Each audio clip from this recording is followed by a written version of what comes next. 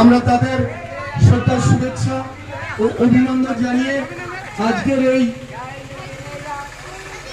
1947 সালের স্বাধীনতা প্রাপ্তির পর আমরা নেই নেই করে প্রায় 75 বছর পার হয়ে 78 সালে পৌঁছে গেছি। সেই নিয়ে দু চার কথা বলি বা বলার প্রয়োজন মনে করছি। আমরা আজকে আমাদের দেশের নাম ভারতবর্ষ।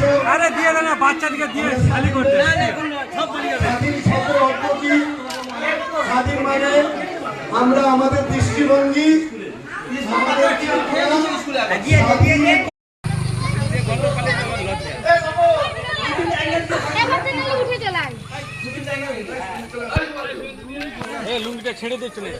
রাত্রে ঘুরতে পেরেছি।